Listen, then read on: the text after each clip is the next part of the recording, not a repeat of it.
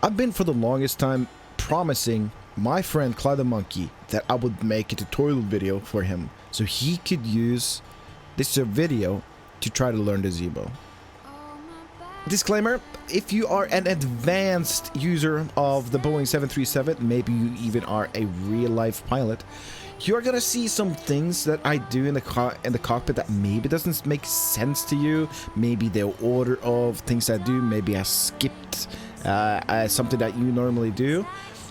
This is because I do not want to overwhelm a new user right away. I'm gonna teach you how to use the systems to its fullest ability, but we're not gonna go into detail and do things like we're gonna set up fixes so we have situational awareness around the airports. We're not gonna go too deep on anything. We're not gonna do anything that requires a user to have deeper knowledge of the Zibo to be able to understand what I'm doing. I'm just gonna go ahead and do a flight between Oslo Gardermoen to Bergen in Norway. We're gonna use real-life charts. We're gonna implement that into the FMC. We're gonna use real-life SIDS, standard instrument departures, and standard instrument arrivals for our flight. So that actually means that the only prior knowledge you need for this tutorial to have any effect is you at least need a little bit of a knowledge of flying a smaller plane. You shouldn't just jump in right away if you haven't flown this an airplane before at all. So you have some prior knowledge of how an airplane flies. We also have some knowledge about standard instrument departures, standard instrument arrivals, airways, and basic map reading, if you understand what I mean. We're gonna go through a little bit of that throughout this video, but it's always good to have some prior knowledge before you jump into a highly advanced airplane like the Boeing 737. So, we can go ahead and use this knowledge on both the PMDG 737 and the X-plane, the Zibo 737. I want to talk a little bit about plugins. So, you've installed the Zibo Mod. Everything is up and running. You followed my previous video of how to install it. There are two more things I would highly suggest you get. That is number one. The airplane works off something called an ARAC. An ARAC is a navigational database that gets updated every 28 days. All the waypoints around the world is contained inside that navigational database. And if you're flying around with an outdated nav database like the airplane comes with with the default installation, there's probably gonna be a lot of waypoints around the world that has gotten a new name, maybe has changed a position, or it's just not gonna work with the newer charts. Especially if you're gonna fly VATSIM, you need to make sure that you have the latest database installed. Number two, you need access to charts, and my recommendation for charts will be from Navigraph. If you head on over to Navigraph, you can sign up for an ultimate program that gives you access to both FMS database and charts. It's absolutely amazing, man. Highly recommended. And it goes hand in hand if you're gonna fly an advanced airplane like the Boeing. So with that out of the way, I'm gonna go ahead and start my planning for this flight, show you how I do this. Right, so the first thing I want you to do is head on over to SimBrief.com and make yourself an account. Once you've made yourself an account, you're going to be greeted with this main page, and we're going to go ahead and jump right into dispatch. We're going to go ahead and create a new flight. This is how it greets you. And we're going to just start ahead on the top line right there. At first, it asks you what airline you're flying for. Okay, we're flying for Norwegian airline this time. And I'm going to call myself North Shuttle 623. That'll be my flight number. You don't have to fill that in, but just for fun. Departure airport. Well, we're taking off from Gardermoen, Echo November Golf Mike. Arrival will be Bergen, Echo November Bravo Romeo. And the alternate airport, well, I want to use Karme for my alternate. Echo November Hotel Delta. Okay, aircraft type. We're going to be flying a Boeing 737. Just scroll down. You find Boeing 73... Come on. It's 738. There you go. 737-800. Chosen. And we're good to go. This is actually the only thing you have to do. But I like to put in my own crew cost index. And I know Norwegian flies with cost index 15 on the domestic flights. Doesn't really matter if you don't do this, but I like to do it. Make sure that you have other selection on the right side. You can choose between Lido or whatever if you're used to or have seen this before. For example, you fly Ryanair, you can click Ryanair. I'm just gonna go with Lido. And we're gonna make sure that my units are in kilograms, not pounds. But of course, if you fly in the United States, select pounds. You're welcome to do that. Contingency fuel auto, reserve fuel auto, detailed nav log. These are my settings. And that's it. I'm gonna go ahead and generate my OFP. Yes. Perfect. Print view PDF. This is gonna be our flight plan. What I normally do is I just download it and save it on my desktop. Bam. And close. And close. That's it. Alright, so we have our flight plan ready. We are good to go. We just made it into the cockpit and we're about ready to start flicking some switches and get it ready for the flight. I have chosen to load my Zibo up in cold and dark, and you can find these settings inside of this little pad on the left side. Another thing I want to show you is that our flight plan was made based upon kilograms, right? So if you go to home, let's go to page number 2, configure and customize. Let's go into, let's see, general configuration. In general configuration, you'll find the choice between kilograms and pounds. I would recommend you to go to kilograms. By the way, look at that. Engine no run. This is my cold and dark setup. So every time I load Zibo, she'll be cold and dark. So we're loaded in. We're sitting at the gates. We want to get some power on this thing. So I'll start with the battery switch coming on. I got a blue light on ground power available. If you don't have it, make sure that if you go to ground service and connect the GPU. So GPU is coming on. Very good. Something is happening here. Let's go ahead and get the position lights of the airplane turned to steady. That's forward position. We're gonna go ahead and go to the aft overhead. There are 2 switches we need to set to nav.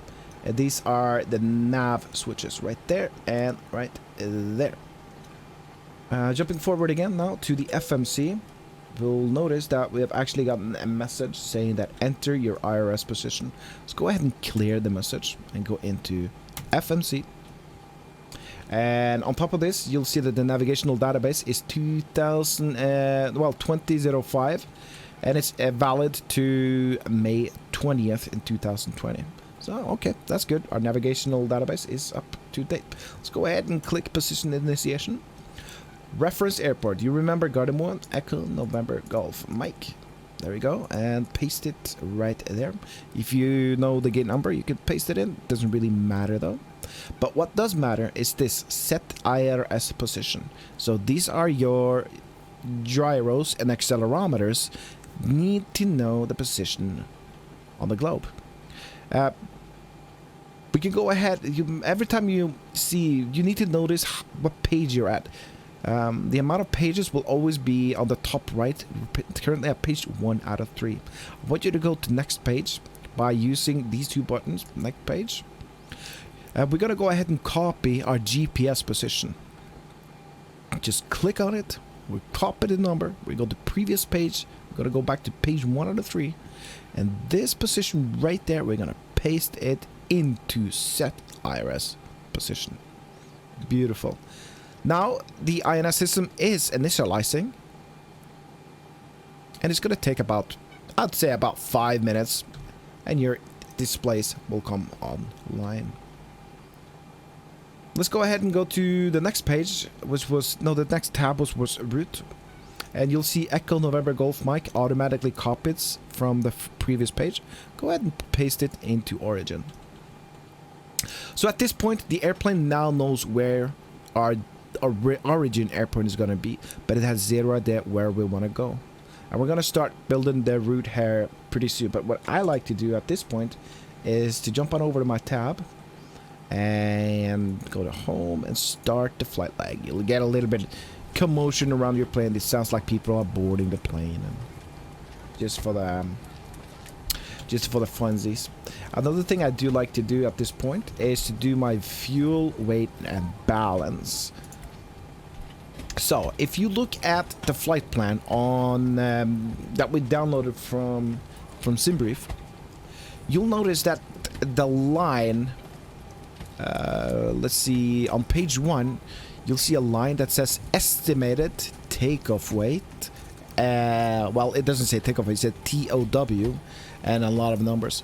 We want to use the estimated line because that's what our flight plan has been estimated upon. So if you see the zero fuel weight is 58,583. Let's check inside the airplane. Let's go to payload on the tab on the left, and you can see that the airplane's current zero fuel weight is 43,111. We want to make sure that this zero fuel weight in the airplane corresponds to our flight plan. So all you have to do, take the flight plan's zero fuel weight of 58,583 minus the airplane's current weight, 43,111, equals 15,472. That's the amount of payload you need to put in the airplane. Okay, so we're gonna go ahead on this tab and click payload. Look down here, payload total, click, and add 15,472. Enter. If we go back now, you'll see that the zero fuel weight of our airplane is 58,583, exactly like we calculated on the flight plan. Okay, very good. Another thing, fuel. We need, if you look at the flight plan, the planned fuel tab, you can scroll down a little bit, you'll find block fuel. 4,984 is the minimum fuel we need on board. Let's round that up to the nearest 1,000, and in the airplane, we'll add 5,000. Enter. If you look at my fuel gauge in the airplane, you'll see I only have 4.7 tons of fuel. That's because whenever you order fuel in the tab, you need to go back one notch and order up the fuel truck. And now, if you look over on my fuel gauges again, you'll see we're actually being fueled. Very good. Okay, with those two out of the way, we now are able to continue along with our FMC. Let's go ahead and start with the destination airport. So, Echo November Bravo Romeo is Bergen. We'll put that in. If you remember the flight number, it'll be North Shuttle 623, which I made on my flight plan over at Navigraph. There we go. What I normally do at this point is I start with the standard instrument departure, meaning the airplane now knows where it's going from, where it's going to, but it has zero idea how to get between those two airports. We'll start with the standard instrument departure. You'll find that with this button right here, Depart. You'll see Garden 1 and Bergen. Let's go to the departure tab for Garden 1. Looking at the flight plan, if you scroll down a little bit to page number 2, you'll see that the routing. And it says this has been calculated from runway 01 left. Go ahead and click that in the FMC. 01 left and ATLAP 5 Alpha departure. Okay, we'll click ATLAP 5 Alpha. We go back now to the route tab in the FMC.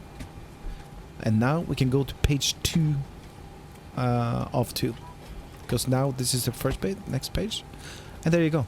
You'll see ATLAP 5 Alpha takes us out to the first waypoint on the flight plan. So after we reach ATLAP, we're gonna follow an airway called N623. 623, I'm sorry. You'll see that on your flight plan again. So I'll just go ahead and fill that in. That's the airway November 623. I'll paste it on the new line on the left side. All airways goes on the left, by the way. And then we're gonna follow that up to Pesur. P-E-S-U-R. Paste. Very good. So now the airplane knows how to take us out from Garden 1 to fly the airway, but it has zero idea how to approach Bergen. So Go back to your flight plan again, and you'll see that the arrival is planned for Pisa 3 Papa arrival into runway 35. Okay, from this page in the FMC, we'll go right back into departure arrival. This time we're gonna go to the arrival page. Whenever you see, you know the runway number you're gonna approach. In the beginning, I want you to do it simple and do the ILS approach. Whenever you get the chance, do an ILS approach. And as you can see, the runway 35 at Bergen does have an ILS. Click it. There we go. So ILS number 35. Standard arrival, if you look at the flight plan again, Pisa 3 Papa. But I can't see it on this page. And again, make sure that you're on the right page. They're listed in alphabetical order. Next page. There you go. Oh, on page 2. Pass it. I click it. There you go. Transition, if you look at charts, you'll see that Godet is on the right, is on the side that we're coming from in Norway. So it's going to be transition Godet. You have to look at charts to understand what that transition is. I guess I can show that a little bit later. Okay, so we go back to route. After you've done your route, I want you to check your legs page. What is the legs page? Well, legs page is right there. Legs page holds all other GPS points that we're gonna fly over from the departure to the arrival. I want you to check all of these pages. It has spawned 5 pages for us with GPS points based upon what we've put into it. Make sure that there are no what do you call it?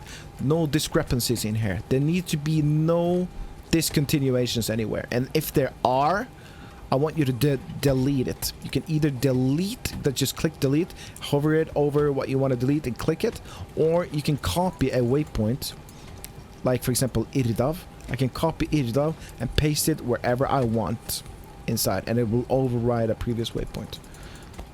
So performance initiation. The FMC needs to know how much we weigh. In Zibo Mod, as long as you have the weight so where you want it, just go ahead and click 0 fuel weight. Normally you have to write this number and paste it. Okay, we got 5 tons of fuel, giving us a gross weight of 63.6 tons. Okay, looking good. Reserves. Very quick, we'll find the reserves over at the flight plan. Go to page 1 and go to plant fuel tab, and you'll see you have 2 tabs, alternate and final reserves. So alternate will be the Haugesund for our alternate airport. It's going to take 1.1 tons-ish to get there. And we have a 30-minute reserve of 1,042. What I'm going to do is I'm going to add 56 and 42 up to 100, giving us a final reserve of 1,000 plus... It's going to be 2.2 tons of reserve. So you add the alternate and final reserve and round it up to the nearest 1,000. Now 100. So 2.2. 2.2. We'll put it in right there. Cost index. You remember I put in cost index 15 while we made the flight plan? Yep. Cost index 15 going in right there. Cruising altitude. This I don't like with the Lido chart. It's kind of confusing me a little bit because I'm not used to Lido. The only way for me to find our flight is if I scroll down to page number 4. You'll see the legs. You see Gardermoen. You'll see on the left side it lists the airport. Look for something called a TOC. That's top of cruise. And if you scroll to the right side, you'll see it says 300. Go ahead and click 300. No, we're going to be cruising at flight level 300. That's what it's saying basically. So go back into your FMC and 300 paste. That's 30,000 feet. So if you want to be a champ and put in the rest of the things in the FMC, you can go ahead and do that, but you can actually skip it if you want to. But since we've already planned it on page 1, it says that the average winds are 345 at 41. And the ISA deviation, ISA dev is -3. So -3. We'll paste it right in there and we got everything we need. Okay, so now the airplane knows where we're going. It knows its performance. It knows how much it weighs. It knows how high we're going to go to during this flight. But what it doesn't know is the takeoff speeds, and it does not know how much engine power we want to use for takeoff. It only defaults now to the maximum. So let's go to N1 limit. N1 limit is basically, you see N1 right there? That's your engine. In layman terms, it's actually the N1 fan. And we can select between 26, 24 and 22,000 pounds of thrust per engine. What I normally do, especially if you have a longer runway, I just derate the engines to take off to. And the climb setting, you see the climb on the right, I always do max climb. I don't really just throw these numbers out of nowhere. I know there are companies out there that use this very setup where you have maximum climb, but you derate the engine during takeoff. We could also put in a toss, it's called, where you derate the engines even further, but I'm not going to go into that in this tutorial at all. Let's just leave it like that. That's all you need. Go to takeoff page. Last thing the airplane needs to know is how many degrees of flaps do you want to use for this takeoff. Well, we're going to use flaps 5. That's standard, and that is also company dependent. You see CG, that's center of gravity. Just click it and it comes up with the current center of gravity of the airplane and a trim factor for you. Well, a unit of trim. And that has to do with its little tab right here. Use the trim tab on your yoke, and there we go. Put the airplane into the trim that is recommended from the FMC. Last thing, V speeds. V1, click it, click it, click it. V1, VR, and V2. And now you're good to go. FMC is done. You are actually ready to go fly. The natural thing to do after you're done with the FMC is do the MCP.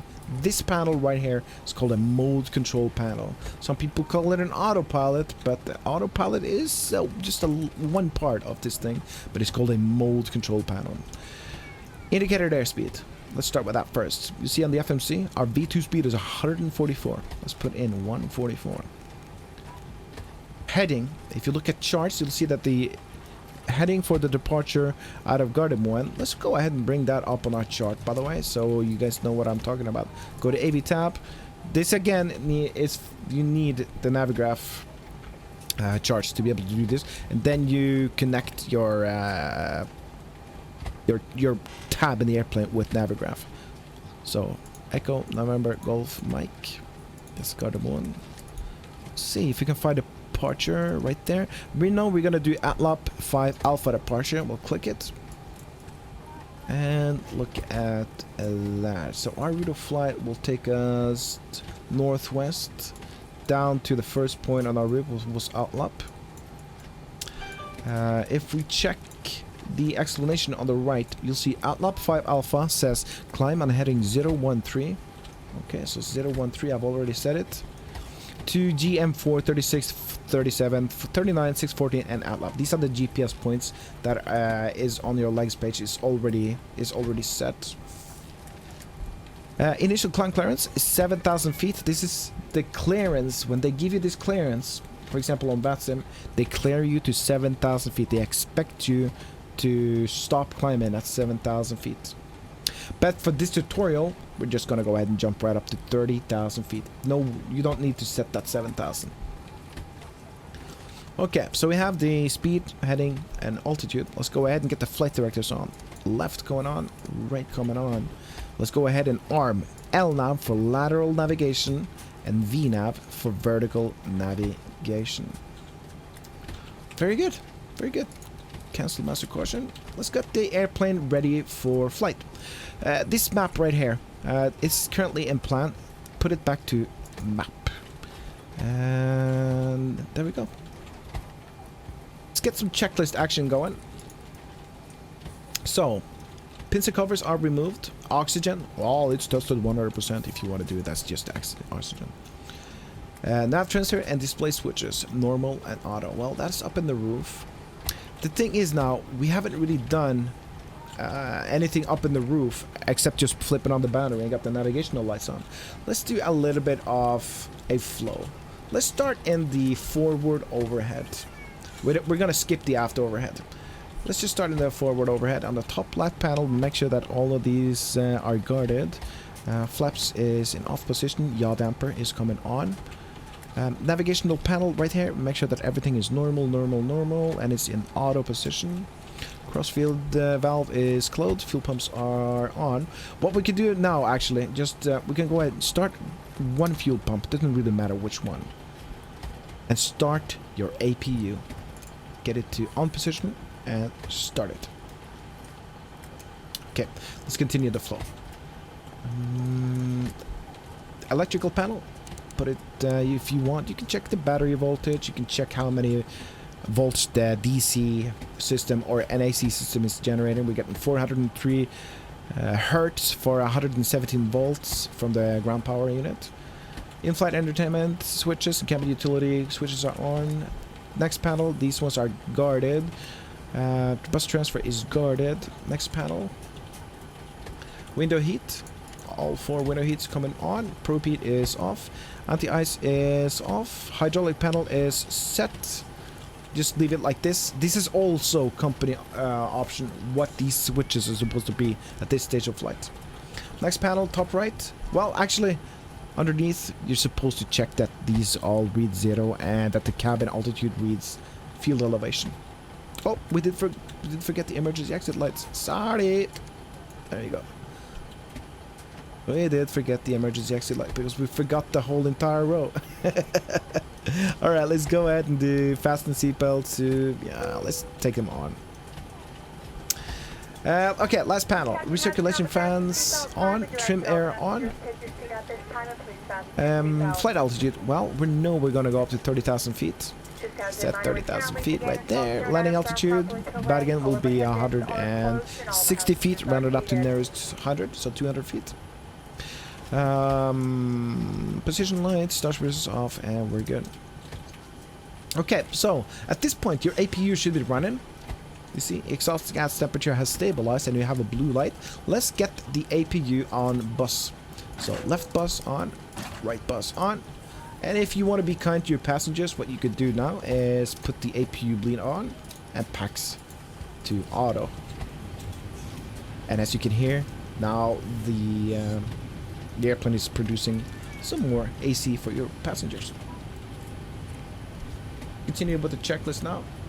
So, air conditioning, pressurization are set. Flight instruments, tracking, QNH, and reading. Okay, so tracking, QNH, and reading, it says. My tracking is 013, and that's correct on both sides. But QNH is 1013, but the readout is 800 feet. But hey, that's not true. That can't be, because Gardermoen has a field elevation of, look at that, 681 feet. Something is wrong. That has to do with our QNH. We need to figure out what the QNH is for Gardermoen right now. And there's a couple of ways you can do that. If you have Active Sky Next running, all you have to do is tune into 122.0 and it will start talking to you. Or you can turn into the airport's current ATIS system. I do believe Gardermoen has 127.125. Let's check it out.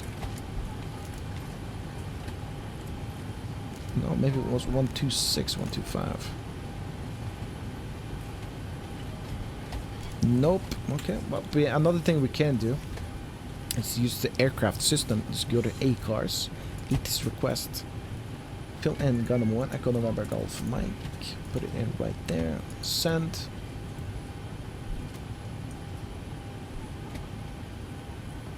Now the message comes back as an ATIS.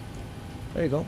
Okay, so the current wind at Gardermoen is winds from 0 to 0 at 7 knots. Seating and visibility okay. Temperature 12, dew point -3, QNH. There you go. 1009. That's the local air pressure at the airfield. 1009 needs to be put right there. Use this little baro selector and twist it to 1009. There we go. We'll also do that on this altimeter, 1009. And we'll make sure that the first officer side is also set. Very good. Next item on the checklist. Parking brake. Parking brake is set. Engine start levers. My engine start levers are cut off. Rudder and aileron trim, it says. Well, it's free and it's reading, the trim reads 0. Taxi and takeoff briefing, we're gonna skip that. And that is pre-flight checklist to the line complete. Okay, good. We are actually getting there. At this point, we want to start closing the doors. So, first of all, what I'm gonna do, what I like to do at least for the, is I wish people welcome aboard. And then we'll go to ground services, doors, and start closing the doors. Close, close, close, close, close. And what I do is I go to plugins, ground handling, and drive away all. So if you go now to the outside of the airplane, you'll see that my ground handling now will drive away from my airplane, and I'm ready to depart. Let's continue along with this checklist here for a little bit longer. So, the pre-flight checklist is now separated by a dotted line, meaning that we need to configure the airplane. And just go ahead and do this. Get fuel pumps. Fasten seatbelt signs are on. Hydraulic pumps, they are now calling into on. Pack systems is set. Lights are set. I can get the anti-collision light on at this point, actually. And let's go ahead and get some pushback. Ground services. Flight attendants prepare for departure, cross-check and all call, thank you. Let's go ahead and pre-plan the pushback. I already have one right there. Ground to cockpit. Plan acknowledged. Call me through the menu when you are ready. Yeah, we are ready. Let's go ahead and request. Tow is driving up. Alright, so they're closing the cockpit door now. So, continue with the checklist now. It says fuel. Well, you check the fuel quantity. We have 5 tons. Fuel pumps are on. Passenger signs, they are on. Auto brake. This little switch underneath the autopilot right there needs to go to RTO. That stands for rejected takeoff in case you have to stop. So, auto brake is RTO. CDU pre-flight and ACARS, they are complete. Takeoff speeds. Well, V1 is 137, VR is 137, V2 is 144. The last item is MCP, the mode control panel, basically this one. And it asks you for... Okay, all doors and hatches are closed. Ready to connect. V2 heading at altitude. So V2 144 heading 013, altitude 30,000 feet. LNAV, VNAV is armed. The free pre-flight checklist is complete. And the last item now. Before start checklist. Flight deck door is closed and locked. Doors and windows is closed and locked. Anti-collision light is on. And transponder. For example, at Gardermoen, they want you to have your transponder to altitude on or XPNDR before you push. Pre-flight, no, before start checklist is complete. Alright, so he just told me to release parking brake. Have a look. You see ground power available is still available. That's because the cable is still in the nose. I kind of forgot to do this. Home, ground services, GPU disconnect. And now the ground power is gone. We're self-sustained. And let's go ahead and release the parking brake. Start to push back. Starting pushback. And you may start engines. Okay, so we're being given clearance to start the engines too. That's perfect. So, to be able to start the engine, we need pneumatic pressure from the APU. Right now, the APU is supplying pneumatic pressure that goes into the left and right air conditioning pack. But we do not, the APU cannot supply enough air to give air conditioning and engine start at the same time. So you need to turn off right, left pack. Just keep them and off. And now we're going to use all that duct pressure to start the engines. Let's start with the right engine. Put the start switch to ground and start monitoring your instruments. What I'm looking for is the N2 fan. I wanted to spin it up to about between 22 and 25%, something like that. And then we want to go ahead and inject fuel. 20, 21, 22. There you go. Operation complete. Set parking brake. On. Alright, we're gonna set parking brake. Parking brake is set. Disconnecting tow. Stand by. At 50-some-6%, the engine start switch will automatically cut out and the engine is started for you. There you go, it happened right there. Okay, let's go ahead and start the left engine ground. And we can see N2 rotation. Let's go ahead and disconnect hand signals. There you go. So we'll spin it up to about 22, 25. Inject fuel. This is also company specific. There you go. And fuel. And we see as you inject fuel, the exhaust gas temperature starts to rise. Disconnected and bypass pin has been removed. Hand signal on the right. Well, see you next time and have a safe flight. Alright, so ground is now disconnected from the airplane. There we go. This is an unbelievably cool plugin. Unbelievably cool. Starter is cut off. Okay, so let's go ahead and do, before we do any checklists, let's do a flow up in the roof. Let's start with generators. Generators, they are coming to on. Probe heat is coming to on. Anti-ice, if you have if the temperature is lower than 10 degrees and there's visible moisture close to the ground, yes, you can go ahead and do anti-ice on. But for now, we're just gonna leave it on. Next panel will be your pack switches needs to go to auto. Isolation valve need to go to auto. And your APU bleed air switch needs to go to off. Next panel, wheel well light is off. Start switches goes to continuous. APU is not required anymore. Let's put it to off. The next item will be this little recall switch. Doesn't even look like a switch, but if you click it, you see all the systems have a light attached to it. So when you click it, it lights up everything. When you release it, everything is supposed to be distinguished. If it's not distinguished, there's something wrong. Okay, recall is checked. Let's go ahead and check the hydraulic system now by clicking these little buttons right here for system. You see the quantity and pressure, and you can go ahead and do a flight control check. So if I take my whole task now, left, right, elevator down, elevator up, rudder left, rudder right, we'll see everything is working. This panel right there needs to be extinguished for flight, so go ahead and click the little engine button right there twice. Now we have a compressed engine display on the upper ACAS, and the lower ACAS is dark. I like to put legs on my first officer's side, and I like to have takeoff on my left side. There we go. Before taxi checklist. Generators, they are on. Probe heat is on. Anti-ice is not required. PAX is auto. Isolation valve is auto. Engine start switches, they are continuous. Recall was checked. Engine start levers is idle detent. Flight controls are checked. Ground equipment is clear. Flaps. Let's go ahead and get flaps 5. And APU is off before taxi checklist is complete. Alright, let's get rolling out to the runway. Okay, I'll release the parking brake. Start rolling.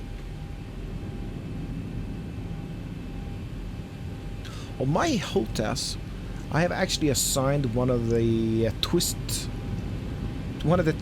on my thumb for nose wheel steering. So I don't have. I'm not twisting my yoke. No HOTAS right now to steer the airplane. I'm actually using the thumb wheel on my throttle quadrant. This makes life a little bit easier to taxi the airplane. All right, taxi light coming on. Turn off lights coming off. Okay, so we're currently on taxiway Kilo, and we're gonna make a left turn on taxiway November.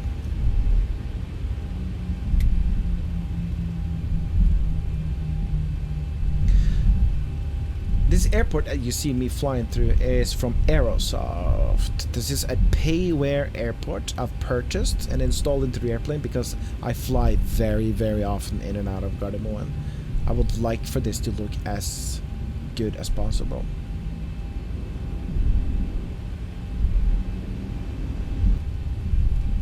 Okay, so Alpha 2, that's good enough. We're gonna make a right turn.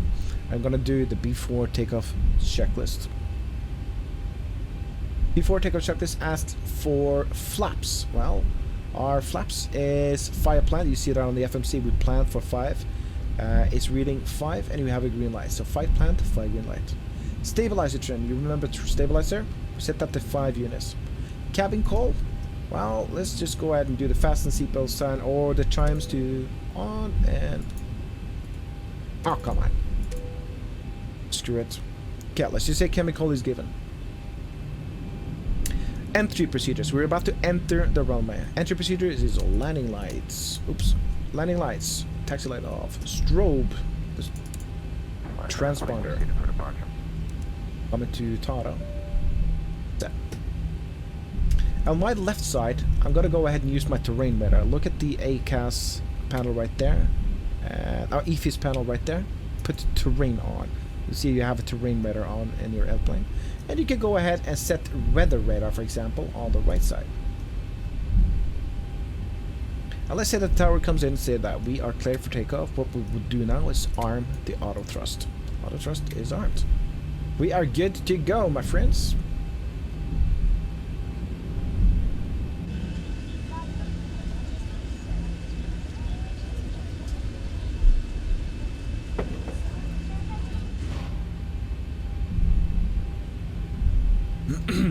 Alright, so we're just lining up with the runway.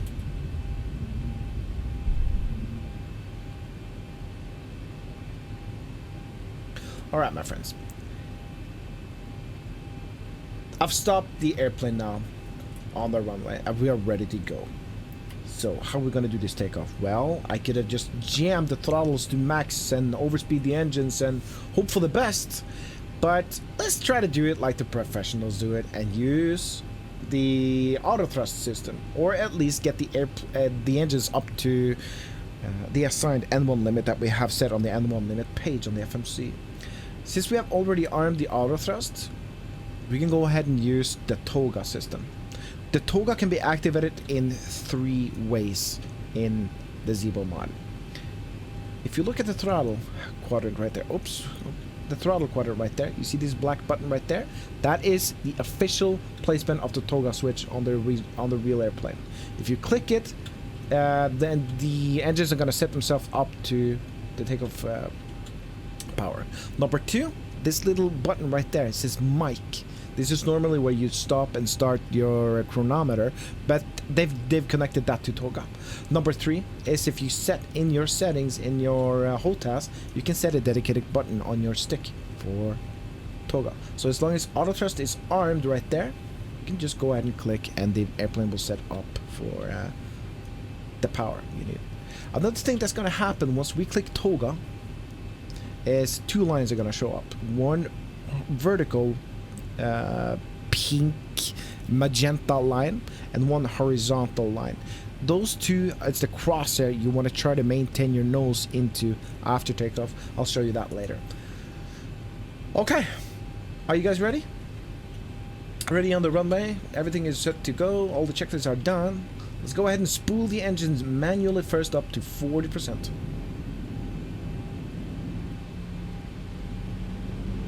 Alright, that's 40% set. Go ahead and click TOGA and hold on to your butts.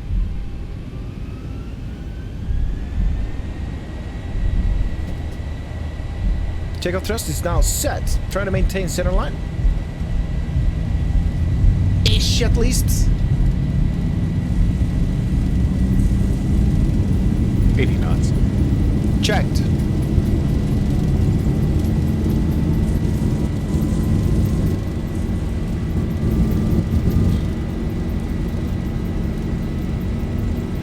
Rotate. Rotate. Let's try to pitch the nose up to initially about 10 degrees. Positive rate. Positive rate, gear up, and then lift the nose up to the flight directors. You see those? How would you lower that nose a little bit, Captain? You're kind of going space shuttle status 400. already. Try to maintain those. Lower the nose, lower the nose, lower the nose. Now Zibo is over exaggerating a little bit these deflections on the flight director.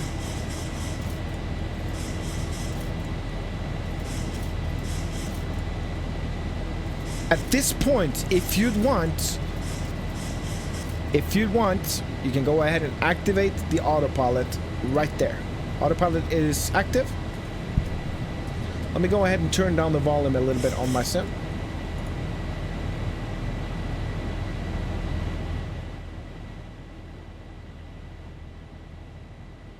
Beautiful. Okay, so let's settle in now. What is the airplane doing? Well, we have VNAV and LNAV active on the mode control panel, and if you look right here, you'll see that the airplane is now flying using LNAV and VNAV speed, and these are the magenta lines that I was talking about. Notice on the left side on the airspeed indicator that you have the number 1 and up. That meaning after you pass them, you can set the corresponding flap. So we've passed up for a little while ago. Let's set flaps up.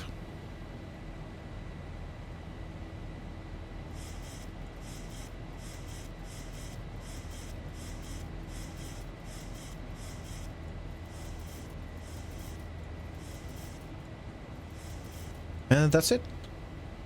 Yeah, here comes a left turn. The airplane is now beautifully flying the flight plan that you made on your FMC. Go ahead and click legs page. And here you can see what the airplane is currently doing. The waypoint on top will always be the one that the airplane is currently flying towards. So if I zoom out a little bit on this display, see GM439 is on top of the list. That's what it's flying towards now. Next will be GM614, which you currently see there. Good. Now, let's say that you want to do a shortcut. Let's say that you're flying on the VATSIM network and the tower comes in and says, for example, Launch Shuttle 623, you're cleared direct offlap. Okay, so he's giving us a shortcut. And how the hell do we do that? Well, very easy. Always go and find the point that you've been cleared towards. Okay, he said cleared direct offlap, right? So I click on it. That means I've copied it. Then I paste it on top to make sure that the airplane flies directly to that point. And have a look at this. Now my navigational chart is a white dotted line. It's asking me, hey, is this what you want? Zoom out. Yes. Yes, it is actually. Okay, that means we can now execute. And now she flies direct to Atlap. Try to screw around a little bit with that. You'll get to used to it. Okay, let's do the after takeoff checklist. So, first of all, auto brake off. Landing gear goes to off. Remember this one, Scott, huh? Altimeters. It goes from 1009 to standard. Left this button right here, just click it. You see it changed from 1009 to standard. We can do that in our standard instrument too. Standard. And first officer side is also standard. Very good.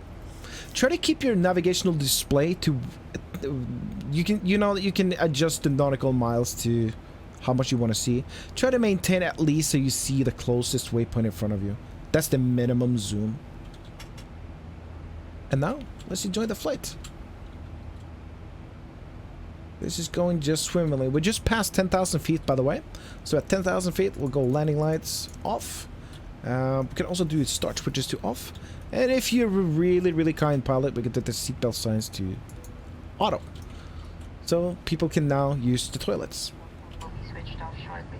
However, for own safety, we recommend that you keep your seatbelt loosely fastened in case of any unexpected. Alright, we'll keep trucking and I'll check in with you as we get close to our top of descent.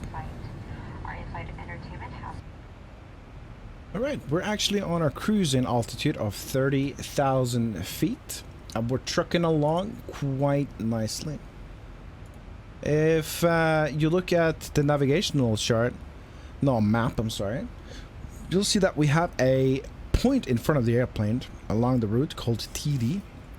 That is the top of descent point. And as long as we are in vertical navigation, all we have to do now is select a lower altitude on the mode control panel. Let's go ahead and you'd normally set this to whatever station you're talking to if you're flying on VATSIM, to the altitude you're being assigned. But for us, let's just set it to a little bit lower altitude. Let's set it to 11,000 feet. Now we've armed the descent point. One thing I did forget to show you on the ground is this.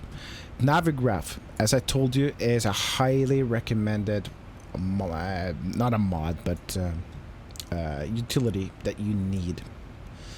So, this thing has a moving map. You see, we are right there, but this doesn't really correspond to the route that we're flying.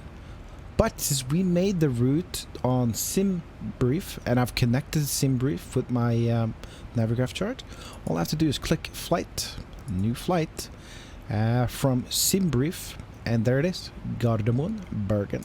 Let's click it, and there we go.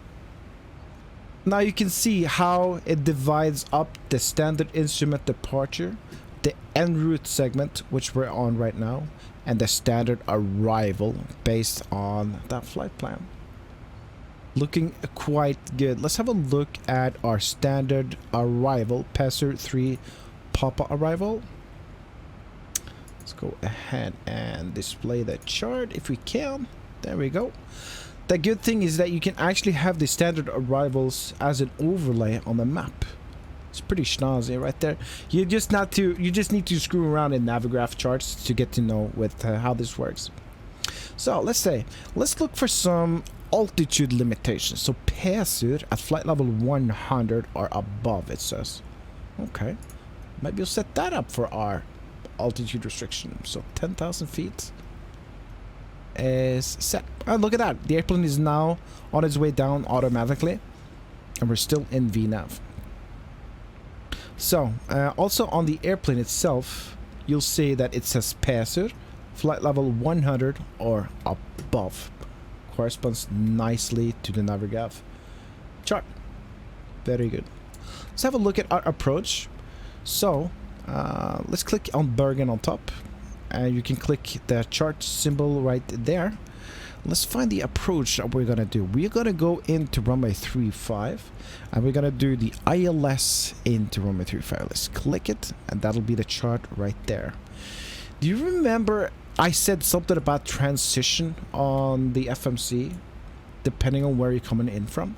And I put it to transition Godid, because Godid is where we're coming from. We're coming from the east, in over Godid, and then we're gonna intercept the ILS.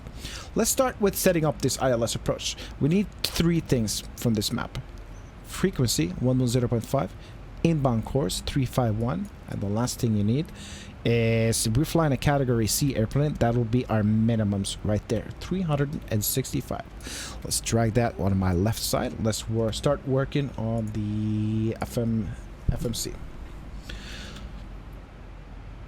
If you click init rough, there you go. Now you have the same information on your FMC. That's your ILS frequency, your inbound course, and let's set that up on our station navigational radios right here. So ILS, that's the right mode. You can change between ILS, VOR, GLS with these buttons right here. Make sure it says ILS and put in 110. Let's see. Yeah, 110.50. And now it's on the standby frequency. Go ahead and click this one and put it on the active frequency on top. You can do that on both sides if you want to try for an auto land, for example. That's a requirement to have the ILS frequency on both sides. We're not going to do an auto land today, so only having it on the side which the active flight director is good enough. Next, inbound course 349. If you see the chart, it says 351, but the airplane says 349. Why that is, I'm not really sure, but that happens every now and then. It's fine. I'll use the chart. So inbound course will be 351. I'll set that for situational awareness on both sides. Okay, we're seeing a little bit of lag in my sim right now, and I'm not really sure why, but I think maybe it has to do with my X-Enviro. Yeah, I'm not sure. Okay,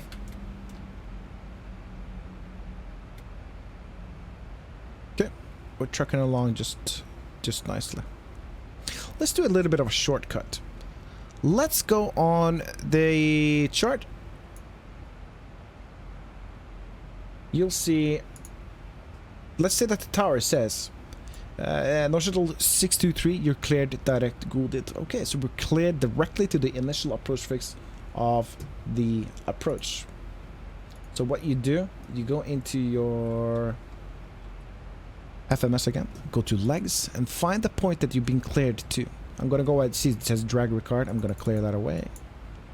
Let's go ahead and see if we can find Goulded.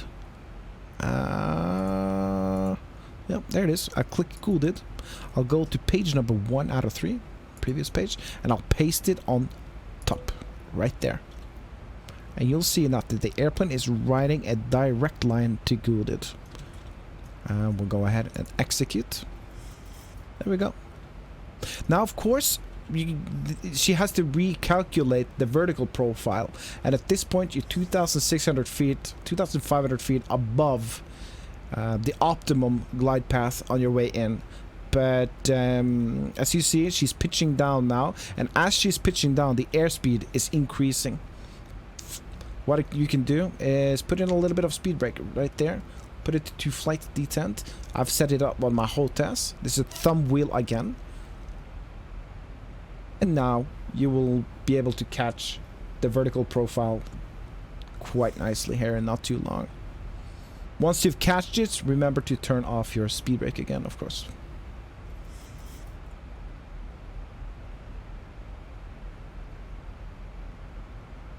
Okay, so the last thing on that map we were talking about was the minimums. So the minimums was going to be 365 feet. That's your minimum decision altitude, where you need to see the runway. On this side, make sure that this selector right there is in baro for barometric minimums, and you can now twitch the outer button. And if you twist it to the right, notice this shows up. Barrel shows up. Put it into the minimum, which was 365. We'll just twist. 3. This is a little bit fiddly.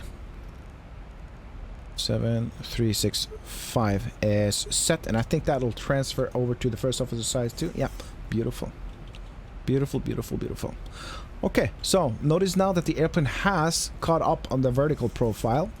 We're still rocking speed brakes. Speed brakes, of course, are these ones on top of the wing, which is now folded upwards. We need to make sure that they are retracted here in not too long. We could go ahead and zoom in 1 notch on the navigational map.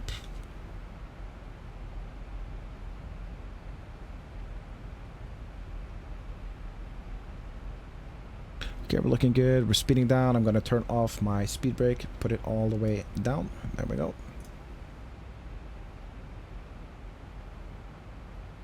11,000 feet, 11,007. Let's say the tower comes in and say that we are cleared down to 7,000 feet.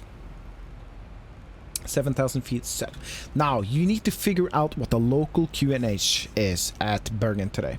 Let's go ahead and use the FMC again. Let's use the FMC that we're really not using. Let's go ahead and click menu, go to ACARS, ATIS request, and put in Echo November Bravo Romeo, and put it into airport. Send. Let's see what the weather is like at Bergen right now. There we go. Just got the ATIS. Okay, so the winds are out of the north from 340 degrees at 9 knots. Visibility is more than 10 kilometers. There's few clouds reported at 4,000 feet. The temperature is 12 degrees plus. The dew point is 3 degrees. QNH is 1012. Okay, so now when we know the QNH for the airport, let's go ahead and use this twister right here for hectopascal. And you'll see we can pre-select right there. 1012 is set. So let's say that we are cleared below transition altitude. You could actually just go ahead and jump into the local QNH at this point right now, as long as you're cleared below transition altitude. Transition altitude, don't worry too much about that. It's fluctuating a little bit between 8,000, 8,005, depending on atmospheric conditions that day. Doesn't really matter, as long as you just remember to flip to local QNH somewhere. Let's go standard. Now we got local. Let's do that on our standby instrument too. Let's set it to 1012. Perfect. Let's go ahead now and do the descent checklist. But before we do that, FMC, init ref, Drag required again. Let's see. Yeah, we need to help the airplane slow down. Speed brake is coming back on. You see, the airplane is trying to maintain 240, but we're up to 270. We need to choose what flap setting we want to land with. Flap 15, that is not very normal. You use flap 15 for landing. That's for single engine lands if you've blown an engine and stuff. But 30 and 40 is your pick. Company procedure also dictates what you should choose. I'll do a flaps 30 landing. I'll double click it, and they can see flap 30 144 goes right there, and it also goes to my reference on the primary flight display. Alright, keeping an eye on the speed on my way down. Let's go ahead and do these sent checklists. Pressurization, landing altitude. Landing altitude is on the upper overhead right there. We set it before takeoff. It's 200 feet and it's checked. And now the next point is recall. Okay, recall. Make sure that there's nothing wrong with the airplane. Recall is checked. And now it asks you for auto brake. Okay, 1,000 to go. And let's go down to 5,000 feet now. Okay, the next point was auto brake. Auto brake is this little switch right here again. You remember we set it for RTO for takeoff. Let's set it to 2. It doesn't really matter. That's up to you. Just experiment a little bit with the auto brake. There are set scales. You can actually calculate it quite nice. So auto brake is 2. Landing data, VREF, and minimums. Okay, so the VREF is going to be a flap 30 landing with minimum speed 144. Minimums 365 set on both sides. Approach briefing, yeah, let's say that's complete. Let's skip it. And that's the descent checklist complete. And approach checklist, we can do that now. Altimeters. Altimeters, we've already set to 1012 on both sides. They're reading 7,000 feet right there. And that is approach checklist complete. Okay, see, I forgot to turn off my speed brake. So now the airplane has to accelerate. And that was a wasted fuel. That is fine. By the way, look at the beautiful clouds. I am suffering a little bit on performance, especially when recording like we're doing right now. But look at the beautiful cloud layers that X-Enviro injects into your airplane. This is absolutely stunning. I purchased X-Enviro yesterday, so this is only my second day experimenting with it. But I like what I've seen. I've never seen anything like this in X-Plane before. This is absolutely stunning. Absolutely stunning. Okay, so we're getting close to our approach point. Let's zoom in one more notch on the navigational display. Okay, we're looking good. At Godid, which will be the initial approach fix for the approach, I want to try to stay at about 210 knots. Now, if you go to legs on the FMC, you'll see what the airplane has planned for us. She's planned for 220 or below over Godid. And Adava, she has planned for 200 or below, and next and next. But I want to have control of my own airspeed at this point, and I'm going to go ahead and click Speed Intervene. You see this speed window is now blank. There's nothing there because it's following the FMC speed. But I want to click, oh, not CO, sorry. I want to click Speed Intervene. There we go. Now the airplane gave me control of the airspeed, and I'm going to slow the airplane down to 210 knots, which is also called minimum clean speed. And you can see minimum clean speed corresponds quite nicely with the actual minimum clean speed. So it's a rule of thumb, 210 for clean.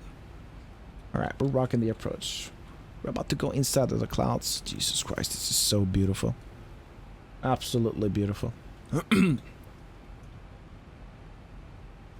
Right, so the descent checklists are complete. Approach checklists are complete. Everything is looking very good. Very good.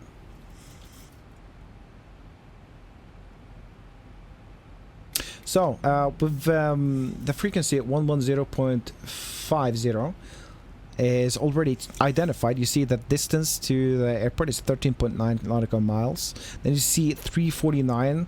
That's because we set 351. It's yellow. It's giving me a warning that I have the wrong inbound course. So if I set it to 349, it turns white, right? But I want to keep what says on my map. I don't want to use what says in the airplane. Oh, 5,000 feet. We forgot 5,000 feet. If this happens to you, see, she does not want to go down. Just go ahead and double click VNav. And now she'll start back down. I'll go back to speed intervene. Back to 210. And now look at this. We are above where we're supposed to be. So now the airplane is going to have to get down a little bit faster. Come on. Let's go ahead and help her with a little bit of speed brake. We just passed Goulded. At this point, I want to go ahead and throw in flaps 1 and reduce the airspeed down to 190 knots. So flaps 1, speed 190 is also a good thumb of rule you can use. Okay, we're about ready to intercept the final approach. 1,000 to go. Okay, 1,000 to go. You need to check the maps to see what the minimum altitudes are. Let's go ahead and activate APP. That is approach mode. It is armed. And you'll see that she's still on LNAV, she's still on VNav, but VOR localizer and glide slope are both armed. I'm gonna go ahead and keep an eye on my airspeed because we are a little bit fast, but we're still fine. There we go. VR localizer and glide slope just captured. So now she's flying the ILS into Bergen. Here you can see the vertical profile, and here you can see the lateral profile. So localizer and glide slope right there. Looking very good. Flap 5, please. Flap 5. Speed 170. Again, just a thumb of rule speed I use. You can see the runway in front of us. Looking good. One thing we did forget though, below 10,000 feet is so easy while talking in there. It's 10,000 feet, lights, and signs. The speed brakes, no, landing lights was supposed to come on. Fasten seatbelt signs was supposed to come on. Another thing, as we flew into those clouds, the start switches should be in continuous. Especially for landing. Okay, we're about 2,500 feet above sea level now. At around 6 nautical miles is when I go gear down, flap 15. That is also very company specific. Alright, that's 6.6, 6.5 nautical miles. Let's go landing gear down, flap 15, set your airspeed to 160-ish. Use these thumbs of rule, you'll be fine every time almost. 2,000 feet.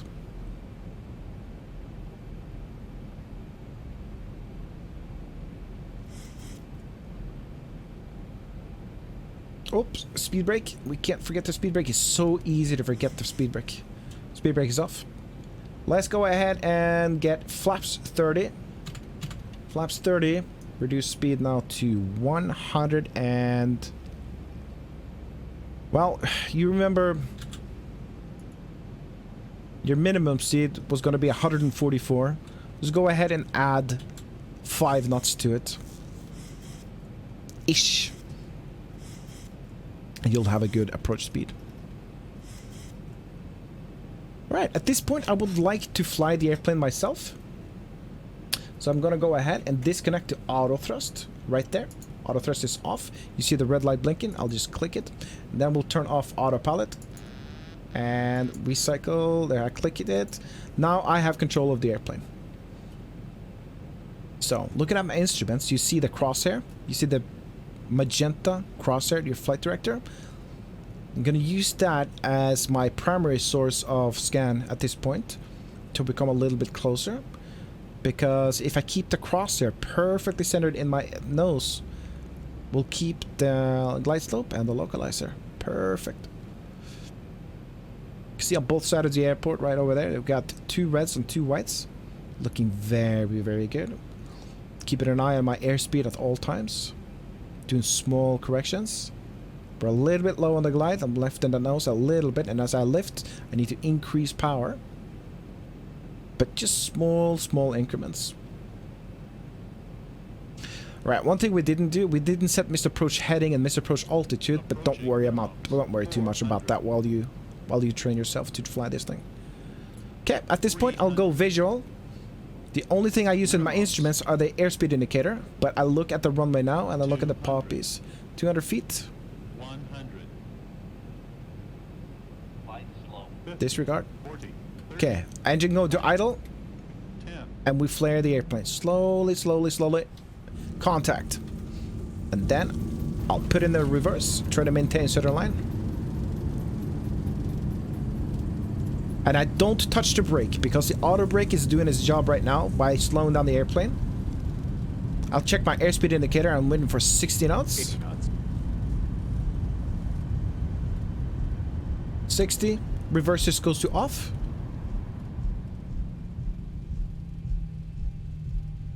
And ladies and gentlemen, welcome to Bergen Flesland. I'll tap my brakes once, and that disconnects auto brake. And now we have full control. Very good. Right, I'll show you an after landing flow here in just a few moments. Let me just get out from the runway here first.